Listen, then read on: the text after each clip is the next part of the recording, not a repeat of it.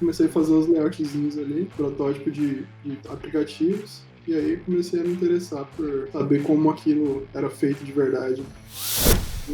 Se uma pizza não é suficiente para alimentar a sua equipe, então sua equipe tá grande demais. Vamos reduzir ela, tá ligado? Se você entende um pouco de programação orientada a objeto, em 2, 3 meses você domina quase 90% da linguagem sem nenhum problema.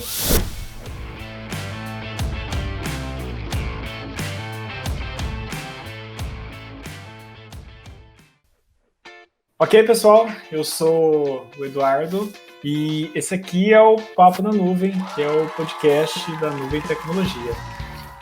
A gente vai conversar um pouquinho hoje sobre desenvolvimento de aplicativos, né? Tem gente que fala desenvolvimento mobile, desenvolvimento mobile, mas tudo leva em consideração aplicativo. E aí, eu já apresentei alguns podcasts, mas não custa me apresentar de novo, né? Eu sou o Eduardo Martins.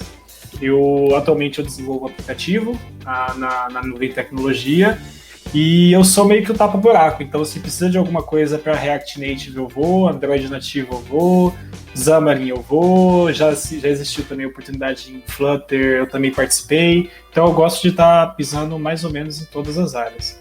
E aí, junto com a gente tem o Eduardo. Opa, oi galera, Eduardo, sou desenvolvedor mobile com especialidade mais em Flutter. Desenvolvo desde a versão 0.3, a gente agora está na 1.2. Tenho desenvolvido alguns aplicativos. Comecei desenvolvendo uns aplicativos muito simples e a coisa foi escalando até que fui convidado para trabalhar aqui no Rio de Janeiro e desde então tenho seguido carreira nessa parte de desenvolvimento mobile com Flutter e utilizando algumas tecnologias da Google. E é isso. E aí, junto com a gente aqui, nós temos o Lucas também. Fala um pouco aí de você, Lucas.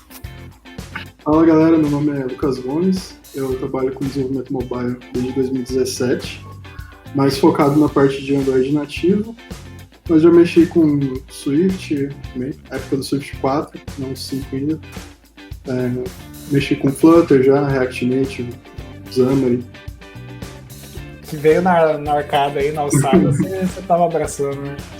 Era bom, o Xamarin a gente não costuma falar muito em voz alta, né? Mas você não pode falar 3 vezes aí que você vai invocar. Ó.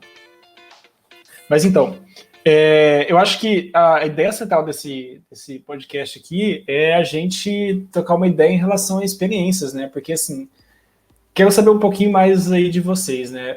Por que vocês toparam desenvolver aplicativo? Onde que vocês viram assim, falou, cara, acho que aplicativo é o negócio aqui.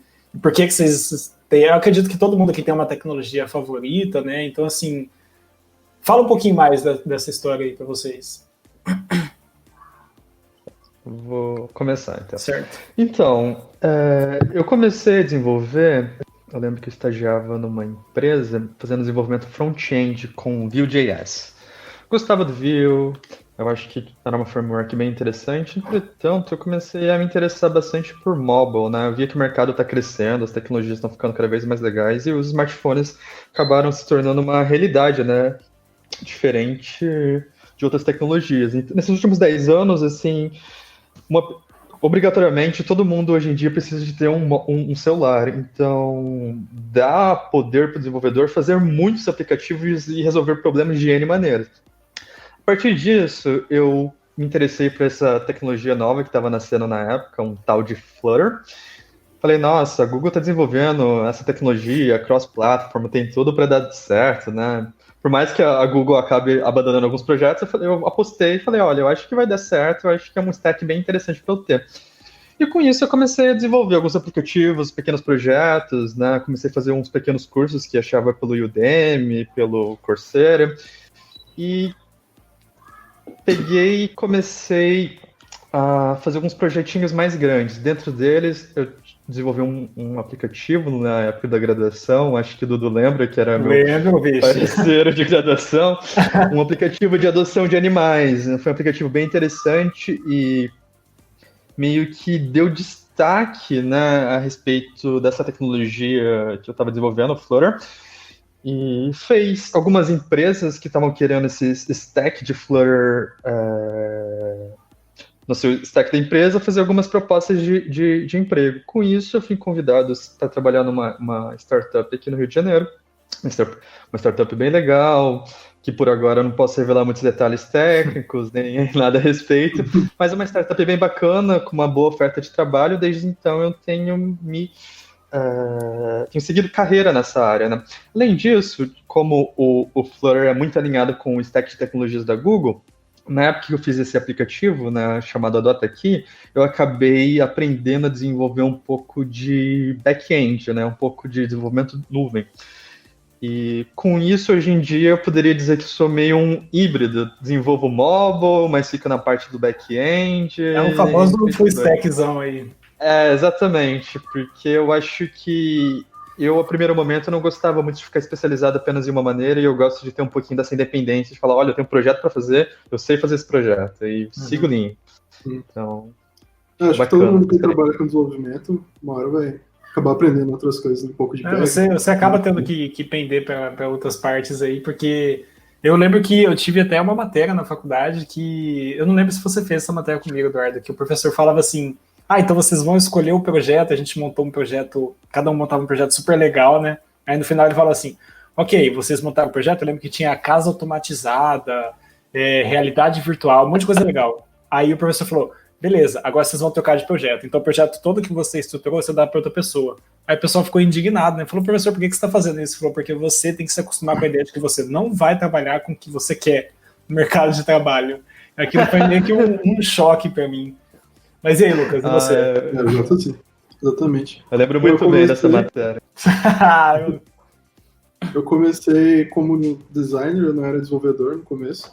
Eu era designer de layout, né? Então comecei a fazer os layoutzinhos ali, protótipo de aplicativos, e aí comecei a me interessar por saber como aquilo era feito de verdade. Aí que eu entrei na área de desenvolvimento. Busquei uma oportunidade de mercado, acabei entrando na nuvem. Eu já tinha estudado um pouco de Xamarin, que era tecnologia que estava bem hypada em 2016, 2017. Sim. Então, até a nuvem estava usando bastante também. Então, eu entrei ali por causa disso e logo depois eu mudei de stack para nativo, principalmente nativo. Quando eu comecei no nativo, tinha acabado de sair o Kotlin, eu já entrei de cara no Kotlin já. Bota fé. Lendário Kotlin. Se tem uma linguagem que eu admiro bastante, é o Kotlin, viu? Linguagem fortemente tipada, faz tudo que o desenvolvedor quer. Cara, admiro bastante. É muito curioso, porque assim, compartilhando um pouco da minha experiência, né?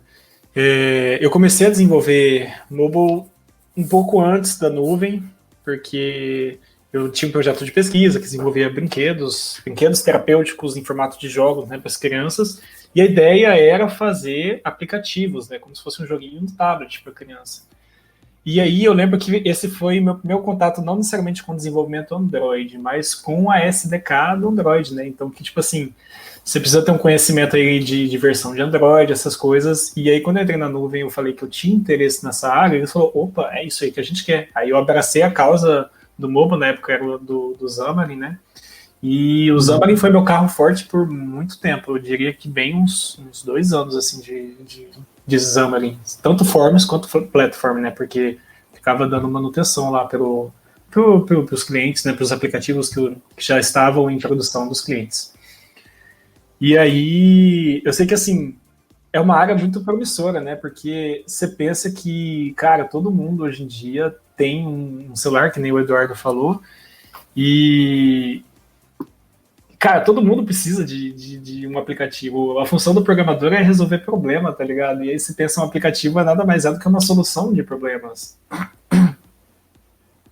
Exatamente. Todo mundo, quando começa a programar e vem perguntar para mim o que é programação, eu falo, olha, você gosta de resolver problema?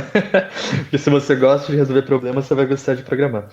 E isso, como você disse, né? Hoje em dia a gente tem pequenos computadores, né, na palma da nossa mão que filmam, editam, né, um mensageiro, acessa a internet, e é uma ferramenta extremamente poderosa. Você consegue resolver N problemas, né, desenvolvendo mobile. Eu levo em consideração, eu sempre uso esse exemplo dos bancos digitais, porque você pensa assim, digamos que você quer aumentar o limite do seu cartão de crédito, né? Aí você vai se você tem um banco físico, você vai lá no banco físico, você tem que tirar uma senha, você tem que esperar um tempo, depois você vai ser atendido, aí você chega lá, o cara fala, eu preciso do seu Olerite, você tem que voltar outro dia com o seu Olerite, ainda corre o risco de ter um aumento negado, e aí a gente vai para a era do banco digital, um momento onde a informação é instantânea, onde as pessoas têm a acessibilidade na palma da mão delas, e ela consegue ter todo o controle bancário, todo o fluxo, aumento, redução de limite de cartão, tudo na palma da mão. Então, assim, as pessoas querem facilidade hoje em dia, cara. Eu acho que esse é o ponto pelo qual as empresas estão atacando, né, para fazer essas soluções digitais mesmo. A nuvem tem muitos serviços, assim, que a principal função é facilitar a vida do usuário final, cara. E isso é incrível, sabe? Porque é uma facilidade, é uma globalização muito boa em relação a tudo, entendeu? Sabe, é isso. E o Brasil é um país que ainda tem muito que a gente pode implementar, né, cara, em questão de mobilização mesmo, de internacionalização. Serviços do governo, por exemplo, tem muita coisa legal que a gente pode colocar aqui no Brasil. A gente ainda está bem assim, atrasado. É isso que eu falei, esses aí são pontos que vão andando conforme o tempo vai surgindo aí. Sim, e eu acho que o desenvolvimento mobile é bem central assim na revolução que a gente está vivendo no meio digital, como você disse, né? Se a gente pega para ver todas as grandes empresas que a gente tem hoje em dia são centradas no desenvolvimento mobile, né? Uber, iFood, Airbnb, você vê que se não tivesse esse estado de tecnologia que a gente tem atualmente, esses aplicativos, essas ferramentas não iriam funcionar muito bem, né? Tem toda uma mudança da sociedade, né, que tinha lá dos anos 2000 até agora 2020 de dar mais confiança, né, aos aplicativos de celular, né? Tanto que, como você disse, a gente tem bancos que é facilmente acessado por um celular e aumenta em muito, né, a nossa acessibilidade a informações e dados, né? E é muito importante ressaltar como é importante, ainda mais agora nesse período que a gente está vivendo, né? Porque tem muita coisa assim que na minha cabeça há muito tempo poderia ter sido automatizada. E graças a esse período pandêmico, a gente começa a ver como esses processos precisam ser melhorados, né? E a partir daí começam a surgir aplicativos mais efetivos, o governo mesmo começou a pensar em aplicativos mais efetivos, e eu acho isso realmente interessante. Acho que a gente está A indústria está mudando na marra também, né? Sim. Hoje em dia tem até venda de carro por aplicativo. Na marra mesmo. E a gente vê renovação de serviços, né? A gente pensa assim, sei lá, vamos jogar alto aí uns 6 anos atrás, 7 anos atrás, que se você estiver falando de tecnologia, 6, 7 anos é muito tempo. A gente sofria, por exemplo, para ir para uma festa de noite, tinha que chamar táxi, a gente não tinha garantia nenhuma de segurança. E hoje em dia, cara, você tá com o celular, se o celular tá carregado, bicho, você roda o mundo, você consegue ter acesso ao Uber, você pede comida, aqueles serviços de entrega que às vezes você precisa sei lá, comprar um remédio na farmácia, e aí você só fala, o cara vai lá e compra e traz para você, tudo pelo aplicativo, sem você sair de casa. Nesse processo pandêmico é muito importante, inclusive, nessa questão de não sair de casa.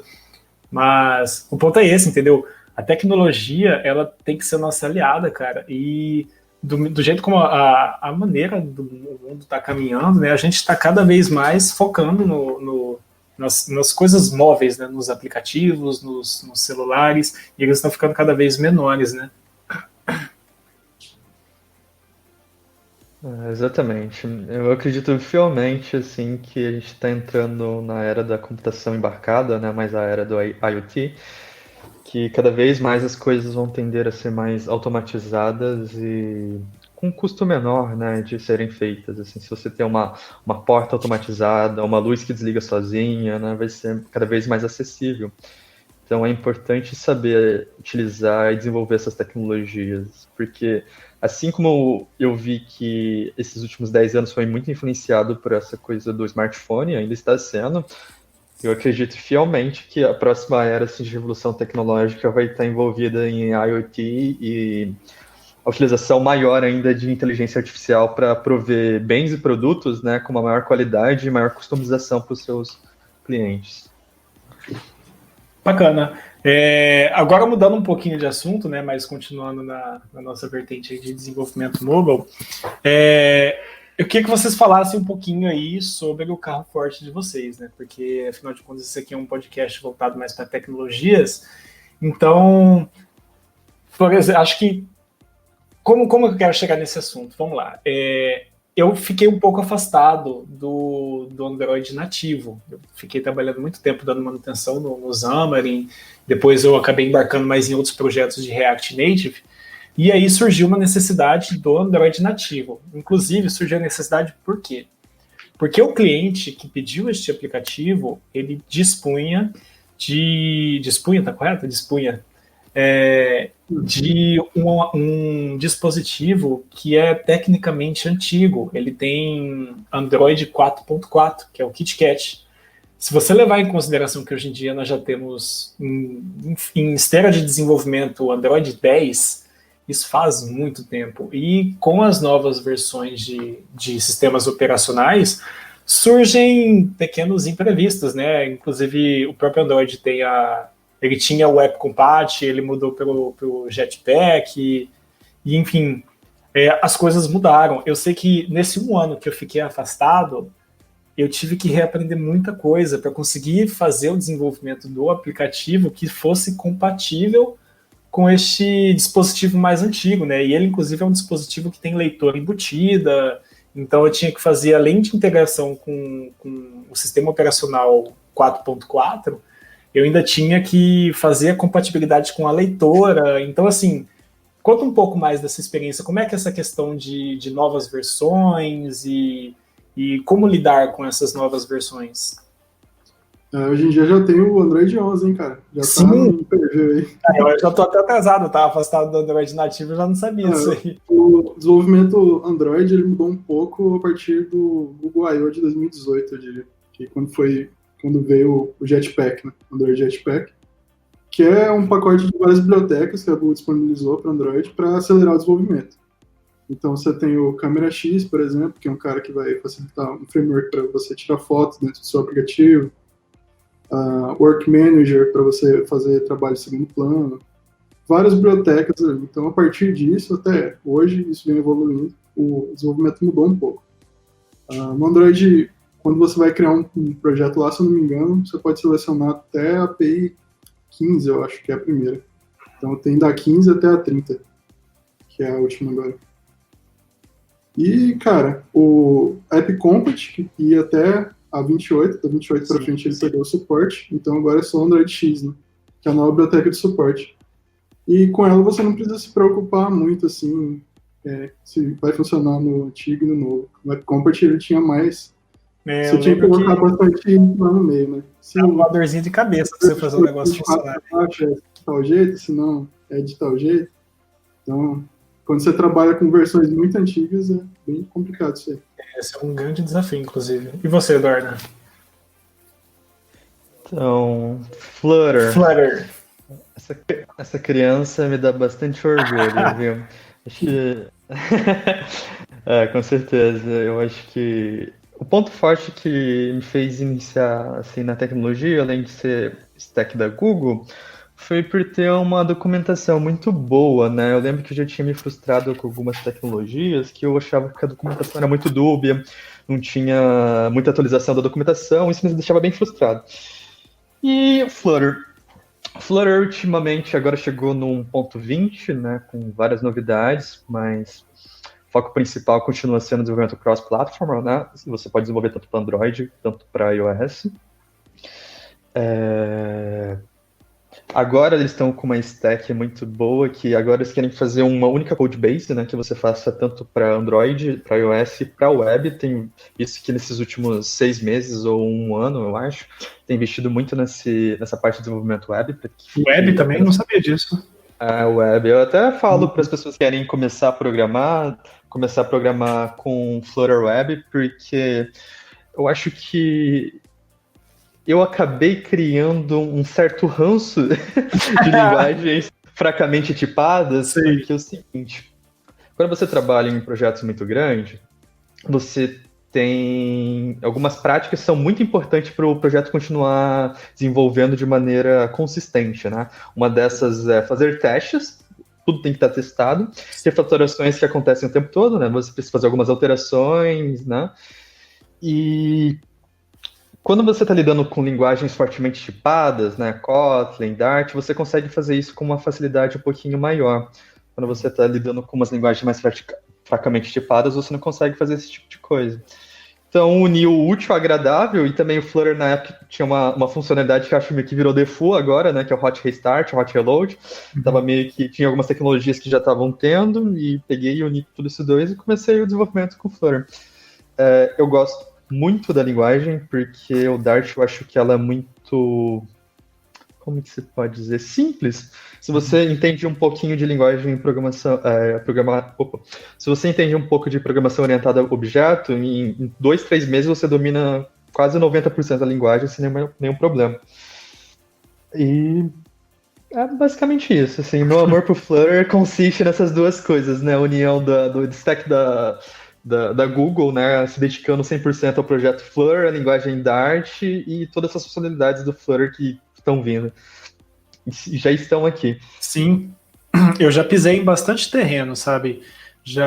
Eu já dei pulinho no Flutter, já dei pulinho no React, e assim, eu não acho que a única que eu tive contato de maneira assim, só estou fazendo um estudo mesmo, foi o Flutter, porque os outros, tanto eu fiz publicações, né, em nome da Nuvem Tecnologia, para as tecnologias de React Native, Android nativo, ou qualquer outra lá, Xamarin. Aí, ó, viu? Eu tava tentando não falar o nome. É tão ruim que eu Pois é. Não, a gente não pode falar que é ruim, pô. A gente tem que levar em consideração que ele teve seus Golden Days. Teve mesmo. E assim, quando a gente fala de Flutter, né? Eu acho que eu tive muita familiaridade. Tanto é que eu comecei a estudar Flutter antes de estudar React Native. E aí o que acontece? Eles têm o mesmo comportamento, essa questão da componentização, da tela, né, da UI. E assim, cara, fluiu, porque se você entende um, você entende o outro. Eles podem ter suas diferenças, né, fortemente tipado, fracamente tipado, porque são linguagens distintas e tudo mais, mas se você entende a lógica se você entende a lógica de um, você vai conseguir entender a lógica do outro, entendeu? Porque é muito claro, porque assim, eu lembro que até quem estava sendo meu mentor na época, quando eu estava fazendo a aplicação em RN, ele falou assim, cara, mas você já tem uma fluência muito boa, né? Eu falei, pois é porque eu já estudei o Flutter, então assim, é uma coisa que encaixou, cara, e é gostosíssimo de você codar em Flutter, você vê o negócio fluindo. Eu gosto bastante. Eu confesso que não tenho estudado muito Flutter, né? Justamente porque a gente acaba trabalhando e acaba estudando o que a gente está trabalhando em tempo real e tudo mais. Mas, cara, é bacana. Eu sou um dos defensores do Flutter por aqui. Inclusive, eu ainda tentei um projeto lá que o pessoal estava escolhendo qual tecnologia fazer, né? Na época que estava nesse projeto novo aí, que inclusive fiz a publicação em RN. Eu falei, cara, vamos fazer em Flutter.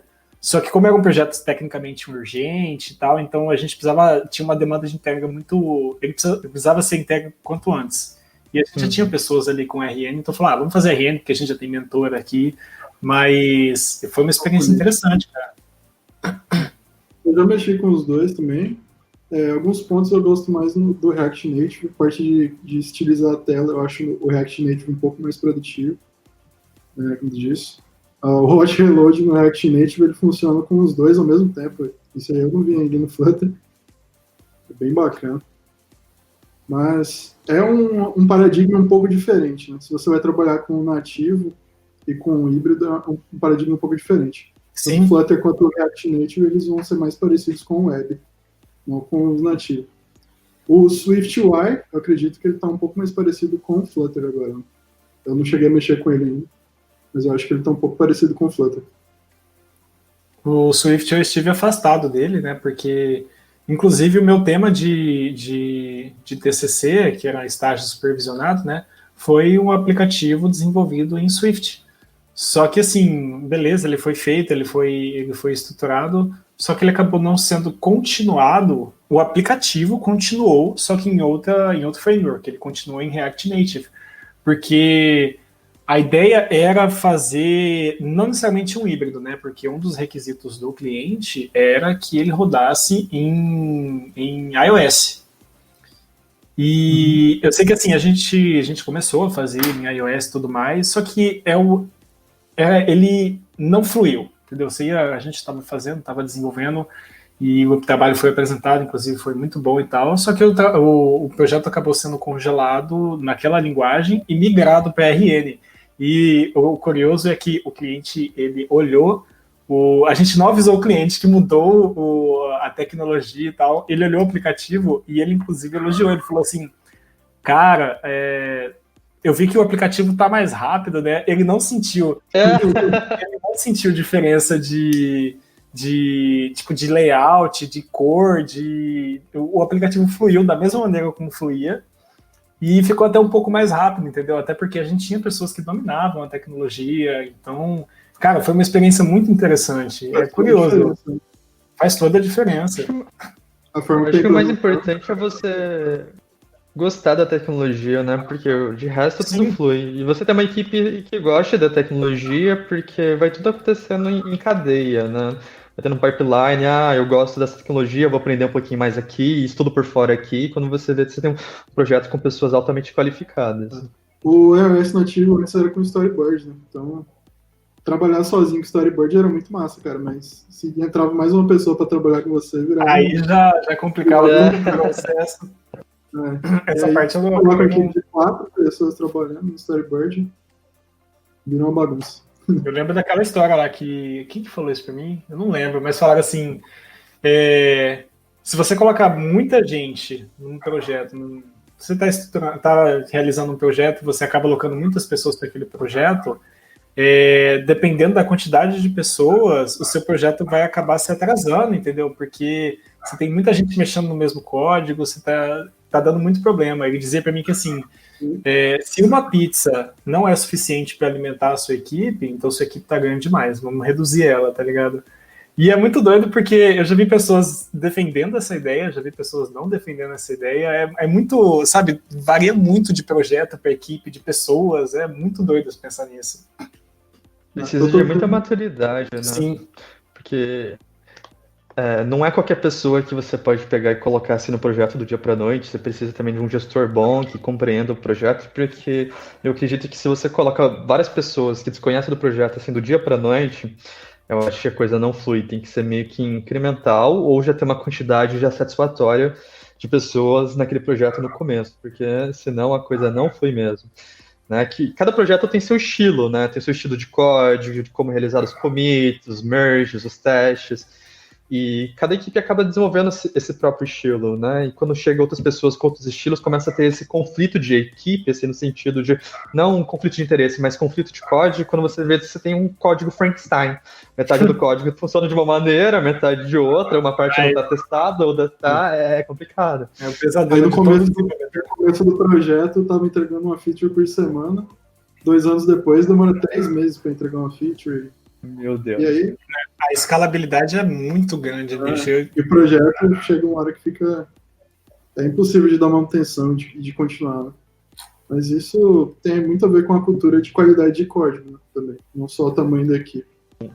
Às vezes, os próprios desenvolvedores cedem por pressão de chefe, né, cara? Gerente. Até cliente, né? Cedem a qualidade do código por prazo. E isso tem sempre uma consequência no futuro aí. Eu não sei se essa experiência se equipara... Quer dizer, desculpa, eu não sei se a minha experiência se equipara com a experiência de todo mundo, ou de pelo menos vocês, né? Mas é curioso porque eu já fui essa pessoa que cede, tipo assim, o prazo tá apertado, não, entrega do jeito que tá. E, cara, a dor de cabeça que isso aí gera é uma coisa assim...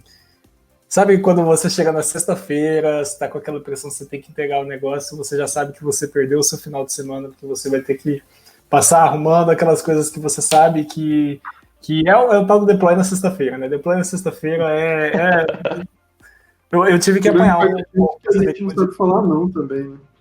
Então, exatamente, esse é um ponto incrível também. Eu já tenho filosofia de se começar a refatoração pesada, já começa na segunda ou terça-feira. Já virou filosofia de vida minha. Eu não faço nenhuma grande alteração no sistema em quinta ou sexta-feiras, porque eu sei como a coisa pega. É uma Depois, coisa geralmente, na segunda ou terça. Pra você ter a semana.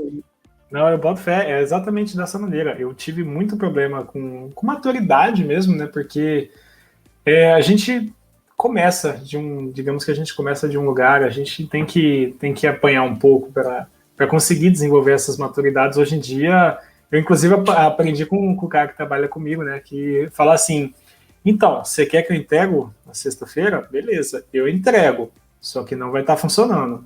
Já estou avisando de antecedência, aí ele negocia com o cliente, mas assim, tem que deixar claro, cara, o negócio é a tal da comunicação.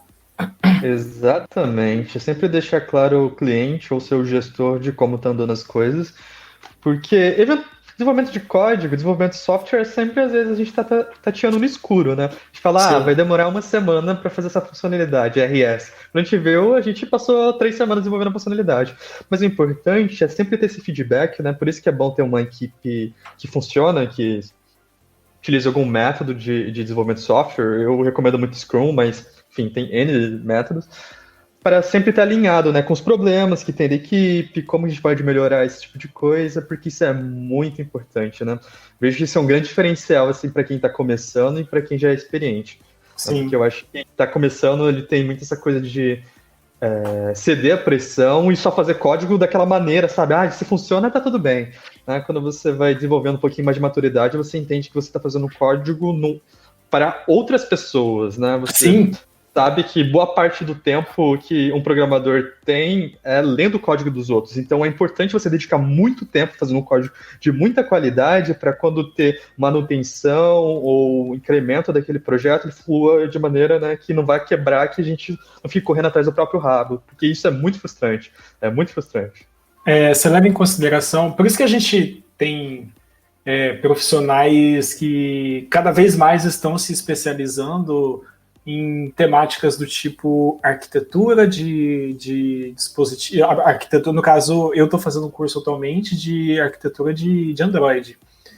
E, cara, você vê que, assim, a arquitetura de Android, você não está fazendo aquilo para o usuário. Tudo bem, tem conceitos que você vai estar levando em consideração, né, que é experiência de usuário, né, aquela questão do aplicativo talvez ser um pouquinho mais ágil, coisa parecida, mas a ideia de um projeto bem estruturado vem para auxiliar na manutenção, porque, convenhamos, não existe aplicativo perfeito. Todo aplicativo tem problema, todo aplicativo vai dar um bug, e se você vê... Enfim, não existe aplicativo perfeito, mas a maneira como você estrutura um aplicativo e facilita essa manutenção, esse debug, né, da aplicação, cara, eu acho que esse é o ponto que diferencia um desenvolvedor de aplicativo para um cara que realmente estuda aquilo porque ele vê um crescimento na área. Não sei se vocês têm alguma coisa para falar em relação a isso também. Cara, eu tenho uma experiência. Pode falar. Como o Uncle Bob fala, né, cara? Se você me der uma linguagem, um programa que ele funciona, mas que eu não consigo entender, para mim ele não tem muito valor, né? Sim, eu prefiro sim. um programa que eu consigo entender, mas que não funciona, porque eu posso fazer ele funcionar. E se eu não conseguir, alguém vai conseguir, desde que seja possível ler. A linguagem de programação foi criada para as pessoas conseguirem ler, não a máquina. Uhum. Fiquei emocionado agora. Falou de Uncle Bob, que eu sou evangelista de Clean Code e Clean Coder. Meu Deus, assim, abriu minha cabeça de uma maneira assim que eu sinto que nunca mais eu fui o mesmo programador, né? Porque, como você disse, fazer código é fazer código para outras pessoas. Você tem que fazer código que outras pessoas entendem, né? Se você faz código que só você entende, sem querer você está colocando muita complexidade, é como construir um castelo de cartas, né? Em que você, sem querer, deixa uma carta meio tortinha lá embaixo. quando vai escalando a coisa ficando complexa, esse baralho de cartas vai cair, vai desmoronar. Sim. Então é muito importante fazer um código de boa qualidade. Mas assim como você estava falando, uma experiência que eu tenho sobre arquitetura, que eu acho que quando a gente está começando, a gente não sabe nada de arquitetura, né? A gente só vai jogando código, mistura UI com business, mistura todas as camadas possíveis. Mas quanto mais projetos você vai pegando, você percebe que chega um nível que, se você não tiver uma arquitetura bem estruturada, você não consegue mais avançar, não consegue. Você não consegue mais testar as coisas. Você se sente perdido no seu próprio código. Exatamente. Você não consegue testar, você não consegue escalonar ele direito, você passa mais tempo consertando bugs do que construindo funcionalidade, sabe? Isso é muito frustrante. Sim. Então, essa coisa de arquitetura eu recomendo muito para quem está já saindo um pouquinho do nível inicial, né, de aprendendo a utilizar a linguagem, a framework, que é aprender sobre arquitetura, patterns, né, que eu acho que é muito importante para um desenvolvedor saber sobre patterns de sistema, saber como utiliza a classe corretamente, quais são as patterns mais utilizadas, que independente da linguagem, pattern é pattern. Sim. E dá muita atenção a essas coisas como Clean Code, né, Uncle Bob e os livros que podem te ajudar quanto à qualidade de código, e que isso vai te tornar um profissional excelente. E o muito importante, assim, que eu acho que eu não conseguiria trabalhar em um projeto sem, hoje em dia, é testes. Para mim, não existe software sem teste. Ficar sem teste, assim, não dá. Você quebra o programa, você vai incrementar o programa com uma nova funcionalidade, e quando você sem perceber, você foi lá e quebrou tudo do passado. Isso é horrível. Você perde muito tempo com esse tipo de coisa. Então, uma prática assim, que eu recomendo muito é aprender a fazer testes. Assim, adiciona muito no currículo, e empresas, né, empresas de grande renome valorizam bastante essa qualidade. Fazer TDD, BDD, DDD é muito bom de estudar. Eu recomendo pra caramba. Eu queria ter conhecido o Uncle Bob no meu primeiro ano de carreira. Acho que eu estaria melhor agora. Mas eu já fui hater de teste até, cara. No começo eu achava uma perda de tempo. Comentar esse tema aí, eu lembro que você falava assim, mano, eu prefiro apanhar de cinto do que fazer teste. É bem hater. Mas hoje em dia eu gosto bastante, cara. Eu valorizo muito. É que no começo eu acho que a gente nem valoriza muito, porque a gente não apanhou muito na bunda, né? Fala, fazer código, vamos continuar. Mas quando você chega numa etapa de projeto e você vê que não consegue avançar, e você vê que foi porque você não fez testes, você começa a valorizar mais isso. Aí você começa a desenvolver testes, ou você já começa um projeto já fazendo testes, né? Aí é outra história. Acho que no começo você tem um esforço muito grande para conseguir fazer a coisa funcionar. Aí você vê o teste assim e fala, eu vou ter que ter esse esforço de novo só para fazer um teste. Que para você não tem um valor muito alto naquele momento. A ideia do teste é justamente, eu lembro que, novamente não lembro quem me disse isso, né? A cabeça está meio falha hoje, mas eu lembro que falava tipo assim, a ideia do teste é que tem que quebrar mesmo, entendeu? Se passou no teste de primeira, tem alguma coisa errada ali. Você tem que ver, porque você implementa o teste, e aí, por exemplo, você tem a sua funcionalidade desenvolvida, né? E aí você implementa um teste em cima dela, aí o primeiro teste passa, você vai fazer o segundo teste, aí o ideal é que ele quebre, porque para fazer outro teste você vai estar simulando um cenário novo que possivelmente você não preveu, né, anteriormente. Então, assim, eu confesso que essa é uma parte que eu não tenho tanta profundidade, que inclusive é o próximo tópico no qual eu quero estar estudando, depois de estar estudando arquitetura de Android nativo, mas eu percebo que existem tecnologias, né, que inclusive auxiliam nos testes, tanto no Android nativo, quanto em outras ferramentas. Aí eu não sei como que é isso aí para vocês. Toda a funcionalidade... Pode falar. Tá bom. Então, no projeto que eu trabalho, basicamente, tudo que eu faço é testado, né? Existem várias metodologias, né? O mais simples, que é bem utilizado, é o TDD, né?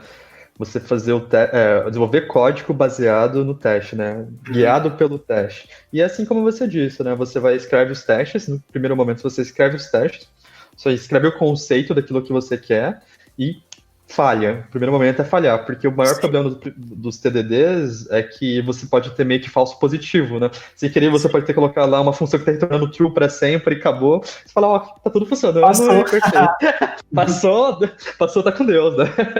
E depois você vai incrementando, Exatamente, já comita já na sexta-feira, vai pro barzinho. E esse é o Go Horse, hein, cara? Arquitetura zero, assim, é o Go Horse. Go Horse, não fala isso não, Lucas, pelo amor. Aí você vai incrementando, e é muito legal porque o TDD, ele meio que é o tipo de teste mais simples, e depois tem uns outros testes, assim, que começam a ficar mais comportamentais, né? Eu sou muito fã de uma metodologia chamada BDD, que seria desenvolver testes baseados em comportamento. Então, o princípio do BDD é escrever testes com uma linguagem natural, como se alguém do business, assim, sei lá, alguém que fosse seu cliente mesmo, escrevesse uma historinha, dado que Eduardo tá em pé. Quando Eduardo resolve sentar, então a cadeira funciona, levanta, sabe? Sim. Isso é muito bacana, porque você traz essa linguagem natural, né, que a gente conversa, a nossa conversação, para um contexto em que o programador consegue implementar de maneira muito mais simples e serve também como documentação do código, porque muitas vezes, quando eu não estou entendendo sobre uma parte do sistema, eu falo, olha, vou dar uma lida lá nos BDDs, então eu passo, sei lá, uns 5 minutos lendo esses BDDs e entendo tudo que está fazendo, tudo que essa funcionalidade propõe e como o sistema deve reagir diante daquilo. Então, eu recomendo muito e gosto pra caramba dessa coisa da metodologia baseada em testes. Assim, eu acho que eu não conseguiria viver sem. Hoje no projeto que eu trabalho, eu escrevo mais os testes de código mesmo ali, não tão de negócio. Porque a gente tem um profissional para fazer isso, que é o QA, né? Ele faz esses testes voltados mais para negócio. Então eu uso o JUnit e o Express para fazer teste de unitário e teste de interface do Android. Então, basicamente, eu tenho uma classe de teste para cada classe que eu tenho ali no Android. Testar um fragmento, uma atividade e todas as funções de controle ali da tela. Não tem uma metodologia assim como o TDD nem o BDD. É curioso pensar que isso daí é uma cultura, né, que é implantada, porque é tipo assim, eu também não tenho muito costume de desenvolver testes, justamente porque na minha equipe, as equipes que eu trabalhei, tinha um profissional responsável por realizar os testes, inclusive é um profissional muito requisitado, né, então às vezes ele não podia me dar atenção porque ele estava dando alguma consultoria para uma outra equipe ou coisa parecida, e a gente vê dessa maneira a importância, né, de uma pessoa ali para ser aquele puxãozinho de orelha amigável, falar, ó, você tá errando, inclusive falar assim, ó, você usou uma fonte diferente aqui, ele tá um pouquinho maior do que no protótipo que foi desenvolvido. Eu acho que o desenvolvedor ele deveria garantir a qualidade. Né? Não, com certeza. O quão necessário seria essa posição de QA. Pelo menos eu não sei se na nuvem hoje isso é o que deveria ser. Mas é aquela coisa, a gente vai crescendo como desenvolvedor, crescendo como empresa e vai percebendo percebendo esses papéis importantes que o desenvolvedor deve ter, que o profissional de QA deve ter, mas a gente sempre parte desse princípio que a gente está desenvolvendo código para outras pessoas, né, que vai resultar num aplicativo, e, enfim. Puxando um pouquinho esse papo aí em relação a UI e UX, né, eu percebo que eu já mentorei algumas pessoas em relação a desenvolvimento de aplicativo. Inclusive, fui entusiasta, falei assim, cara, a gente tem que programar junto. Eu lembro que, na época da faculdade, eu vou até denunciar você aqui, Eduardo, você não gostava de programar. Não gostava mesmo, eu gostava de design. Era muito assim, era muito gritante, porque, cara, eu vejo hoje em dia, Eduardo, é quase não, você é um sênior, né, quando se trata de Flutter, né?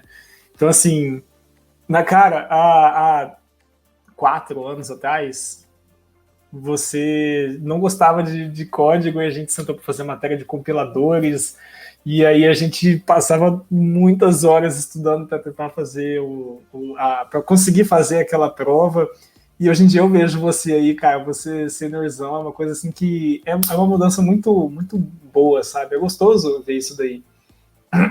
Ver essa aproximação sua com o código, mas sem deixar de lado essas experiências que você tinha essas experiências com UI e com UX. Sim, eu acho que tudo nasceu também por essa coisa de. Eu gosto muito de UI e UX, né? Foi por isso que eu comecei a desenvolver em Flutter. Só que eu acho que eu gosto muito de ser muito independente, assim, com os projetos que eu pego, né? Então eu sentia a necessidade, né, de tentar entender um pouco melhor sobre o que estava acontecendo e foi um efeito em cadeia, né? Comecei a desenvolver em JavaScript, com Vue.js, achei muito legal, fui pro Flutter, e quando eu vi, estava totalmente envolvido com a comunidade do Flutter, trocando mensagem com o pessoal da comunidade, ajudando todo mundo.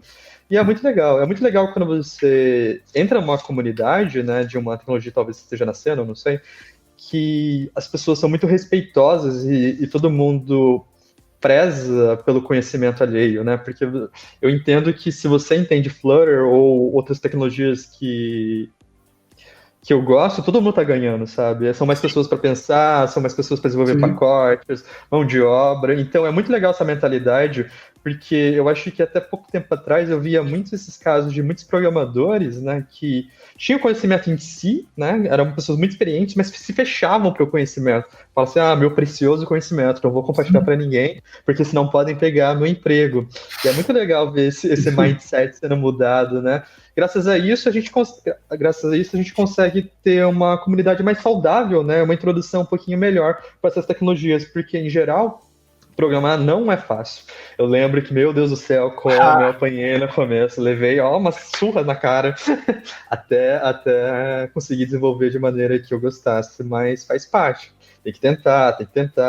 E a dica que eu dou para quem está começando é: pega uma tecnologia que você acha né, que você gosta, conversa com alguém que você já conhece que desenvolve e começa com pequenos projetinhos, né? Porque eu vejo que muita gente começa a programar e já quer lançar o Facebook de cara, sabe? Umas coisas assim meio loucura.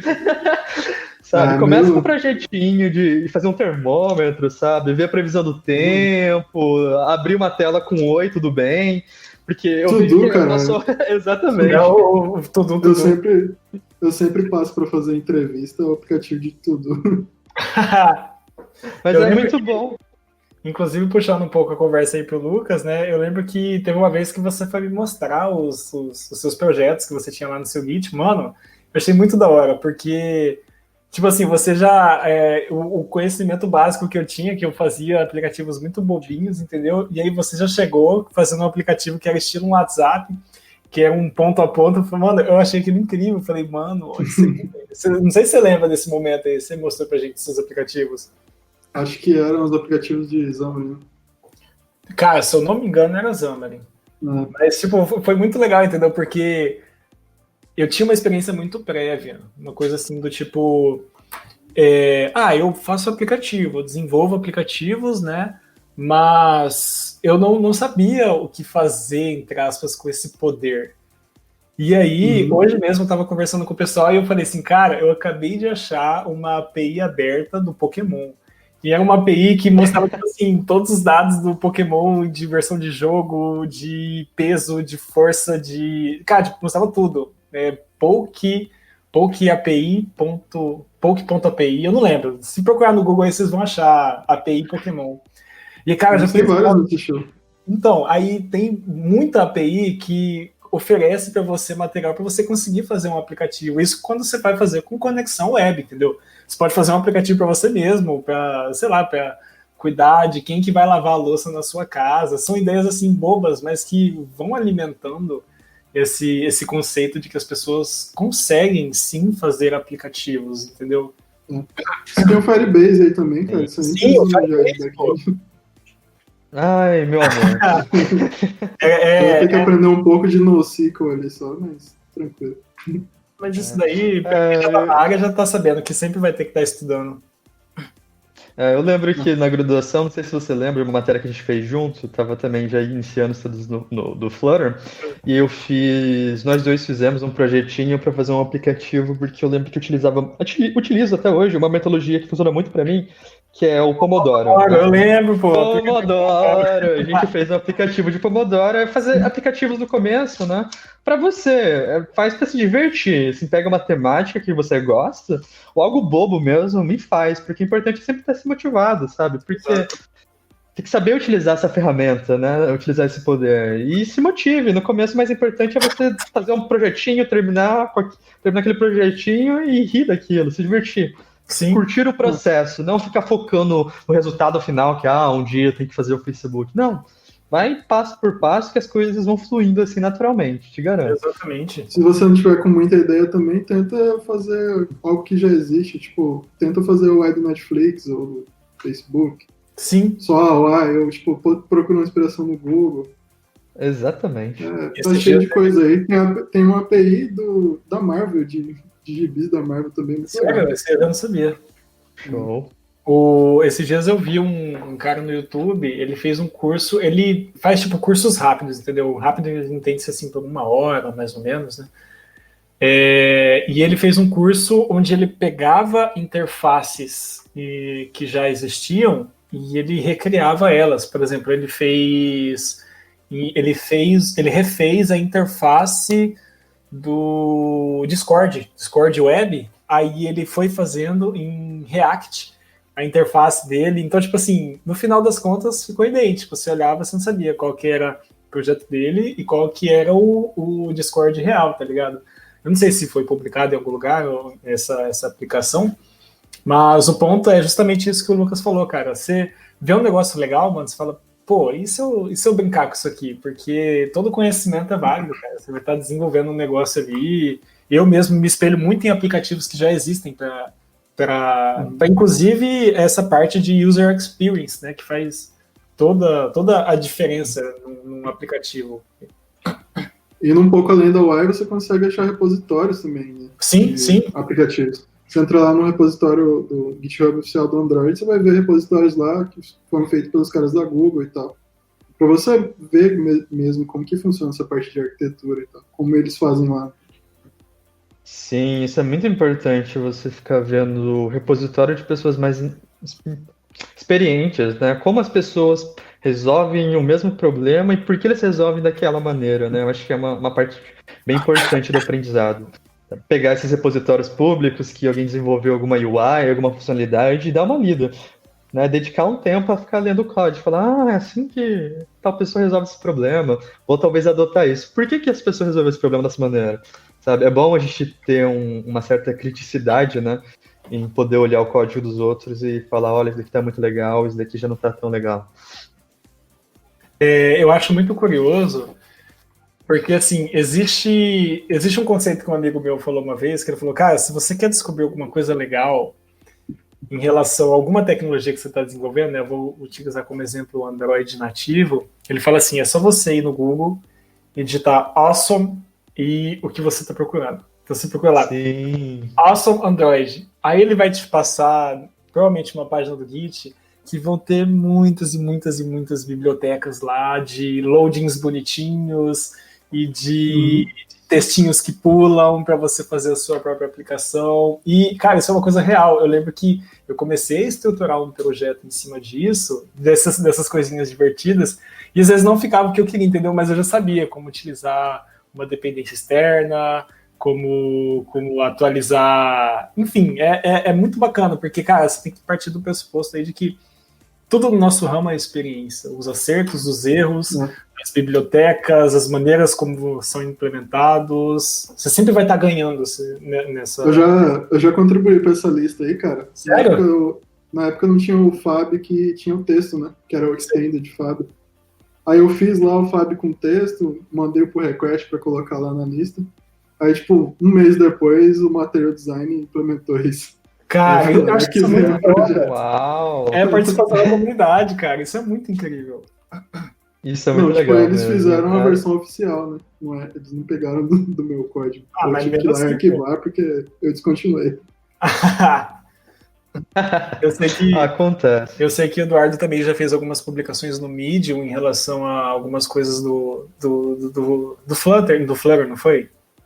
Isso, minha equipe desenvolve uma framework bem interessante da arquitetura, né? Redux. A gente pegou as melhores partes do Redux, adaptou para o nosso projeto e fez uma arquitetura que a gente deixa em open source, Sei. para quem desenvolve com Redux, é um chamado Async Redux, né? Sei. Desenvolveu Bacana. alguns artigos no Medium e publicou. Tá até na página oficial do Flutter lá como recomendação de arquiteturas do arquitetura do nosso projeto. E é um grande orgulho participar dessa arquitetura, porque nasceu, sabe, tudo muito básico. A gente começou a ver as necessidades do projeto, foi incrementando, e hoje é uma ferramenta que muita gente utiliza, né? E voltando ao Flutter, eu lembro que quando eu comecei com Flutter também, isso me deixou fascinado, porque, como você disse, é muita UI legal. É muito legal. E o melhor de tudo é que tem muitos bons tutoriais para tudo, porque eles selecionam, né, os bons tutoriais, os vídeos, os bons cursos e colocam lá tudo na lista com exemplos. É muito show. Acho que para quem está começando, ou para qualquer um, na verdade, que desenvolve já na tecnologia, é muito bom pegar para dar uma olhada. Bacana, acho que esse é um ponto inicial bem interessante para quem tem interesse em entrar na área. Eu acho que assim a gente pode sugerir, como assim, já visando o final do nosso podcast, né? Como começar a ser um desenvolvedor de aplicativos? Para mim, primeiramente, eu acho que a dica que eu daria é entender um pouquinho de programação básica, assim, para você não ficar muito perdidão. Tem uma página que eu recomendo muito para alguns amigos, um curso de Python no website chamado Code Academy. Que ele tem um curso de Python muito simples, ele é muito instrutivo, ele é muito, como você pode dizer, real time, assim, no sentido que você vai desenvolvendo as coisas e já tem o próprio compilador ali, sabe? Que eu acho que no começo é muito difícil para quem está aprendendo a programar fazer o setup das coisas, né? A maioria das pessoas para ali, a gente não consegue fazer o setup das coisas e o desenvolvimento mobile é muito pesado quanto a isso, né? Porque você tem que instalar o Android, você tem que pegar e instalar coisa da SDK, IDE, Flutter, então é meio chato, assim, no começo muita gente acaba por aí. Então eu recomendaria estudar um pouquinho de Python nesse curso gratuito. Depois disso, eu acho que eu recomendaria um curso da Udemy que eu fiz de Flutter, né? Que me ajudou muito a ter as noções mais básicas. Mas a partir do momento que você já se sentir seguro para querer fazer seu primeiro projeto, né? Já pegar e fazer um joguinho da velha, uma leitura de API. Eu mesmo tenho um amigo meu e do Eduardo também, que é o Sérgio, que ele começou a programar em Flutter agora. Ele começou com uns projetinhos assim, muito divertidos, ele tá adorando pra caramba. E eu super recomendo ele continuar a fazer isso. Ele começou a fazer os cursos, mas em algum momento ele sentiu uma certa maturidade para desenvolver seus próprios projetos e foi atrás. E foi assim, basicamente, meu path. Quando eu vi, estava fazendo coisas maiores, terminei um projeto e fui engatilhando, mas eu acho que o mais importante é não ficar focando assim no resultado final, assim. Não começa a desenvolver mobile achando, os salários são bons, assim, é inegável. Mas não foca nisso, foca assim no processo, porque se você não gostar assim, do desenvolvimento mobile, por mais que um dia você esteja ganhando bem, você vai ser muito infeliz, sabe? Então, vê se você gosta do processo, se você gosta de criar, e vai indo, amigo. Quando você vê, você chega lá. Sim. E aí, a minha dica também seria começar a aprender um pouco de programação. Se por acaso você quiser aprender Android, o Kotlin tem uma ferramenta online também, você pode colocar lá Try Kotlin. Vai ter o Kotlin Koans, que são 42 exercícios lá para você fazer. Acho que cada um tem um jeito diferente de aprender, né? Alguns aprendem mais, tipo, lendo, outros com vídeo. Então, se eu for uma pessoa que aprende mais com vídeo, a Udemy. Eu geralmente não tenho muita paciência para fazer o curso da Udemy, acho que é muito getting started. Sim. Quase tudo é getting started. Cara, tecnologia de mobile, eu diria para pegar uma das 3 maiores aí, ou 4, né, se você tiver um Mac, que não está muito barato no Brasil, que seria o Android nativo, ou o Swift, né, o React Native ou o Flutter. São tecnologias de mercado boas, mas eu diria para você não deixar de aprender. Se você pegar o Flutter ou o React Native, não deixar de aprender um pouco do nativo também, para você saber como que funcionam as coisas ali por debaixo dos panos. Uma hora ou outra, assim, eu não sei muito como que é a experiência do Eduardo, mas você vai precisar implementar alguma coisa ali no baixo nível do nativo. Sim, se você não souber. Particularidades de sistema, quando você está tratando de uma coisa que tem essa questão da tecnologia híbrida, por exemplo, eu lembro que eu tive um pouco de dor de cabeça implantando fonte, que é uma coisa boba, entendeu? Tipo assim, o padrão de fonte de iOS é diferente do padrão de fonte da Google. E um dos requisitos era que ambos eles fossem o mais próximo possível, entendeu? Para ter essa similaridade, né? Então, assim, eu tive que fazer a implantação de fonte mesmo nos dois aplicativos, e as letras tinham que ser iguais. Então, assim, foi uma experiência interessante lidar com isso. E isso eu tive, e você faz particularmente, mesmo que tenha o projeto que exporte para as duas plataformas e tudo mais, as fontes têm que ser implantadas diretamente no projeto referente ao sistema operacional. Isso é um dos exemplos, né? Porque existem muitas coisas ainda em relação a projetos que podem ser implantadas dessa maneira. O Xamarin, por exemplo, não conseguia nem achar o caminho para o banco. Nossa, eu sofri com isso.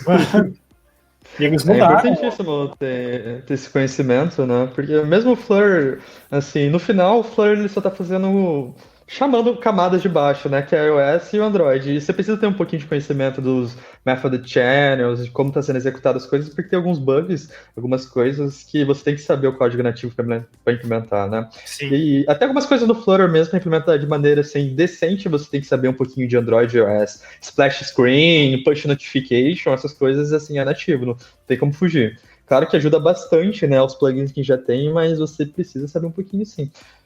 Mas é muito importante saber um pouquinho de cada coisa, porque senão a gente se torna muito alienado, né? E nunca pegar uma tecnologia, uma linguagem e abraçar assim como se fosse o salvador da pátria, porque tecnologias são tecnologias, né? Cedo ou tarde, essas tecnologias aqui que a gente está agora é o hype, né? São super populares, super eficientes, mas de tempos em tempos os paradigmas vão mudando, né? As coisas vão mudando, uma coisa que era muito forte antigamente agora vai se tornando mais fraca, né? Agora a gente tem o paradigma já de vários processadores, eu acho que já está começando a nascer umas linguagens já utilizando o paralelismo desses processadores que já estão sendo bem efetivos. Então, nunca ficar, como se pode dizer, adotar aquela tecnologia e se tornar fã daquela tecnologia para sempre, porque eu acho que isso não seja fanboy. Nunca seja 100% fanboy. É bom ser fanboy, né? Mas, assim, tem um limite. Entenda que tecnologias passam e a gente tem que sempre ir entendendo o que está acontecendo e fluindo. Isso estudar é um processo natural do bom desenvolvedor. Entender, né, por que esse stack está diminuindo de favorecimento, ir para o próximo, e aí vai, é o processo. Eu acho que dá uma olhada no... Opa. Assim como o Dudu tinha falado... Assim como o Dudu tinha falado, né? Esqueci o que ia falar. Pode falar. Eu ia falar que eu acho que é bom dar uma olhada no mercado regional também, né? Não adianta você estar aprendendo uma tecnologia que só estão usando lá na Finlândia. Eu discordo um pouquinho. É que você tem uma Finlândia, pô. Porque quando eu comecei com Fleur, assim, não tinha nem no Brasil, tanto que eu tive que ir pro Rio de Janeiro para trabalhar, e foi uma experiência ótima, mas eu realmente recomendo começar com uma stack assim regional, porque eu acho que eu fui um caso muito à parte, né? Comece com algo que... Às vezes não na sua região, mas na região que você quer ir, né? Provavelmente. E essa questão de mudar de região, a programação, os empregos relacionados à programação são muito bons quanto a isso.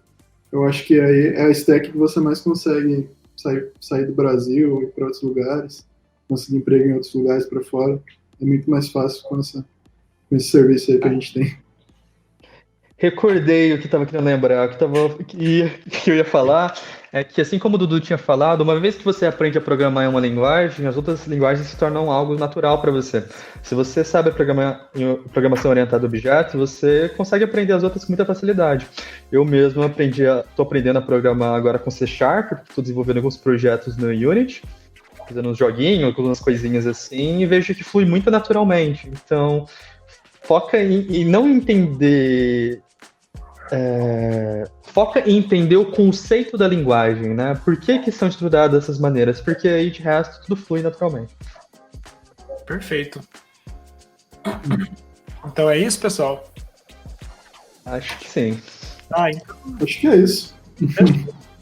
Então, muito obrigado pela presença de vocês aí, né? A gente já se apresentou no início, mas eu sou o Eduardo, quero agradecer aí. Eu sou o Eduardo Martins, eu quero agradecer o Eduardo Yamauchi, o Lucas Gomes, que estiveram presentes aqui com a gente.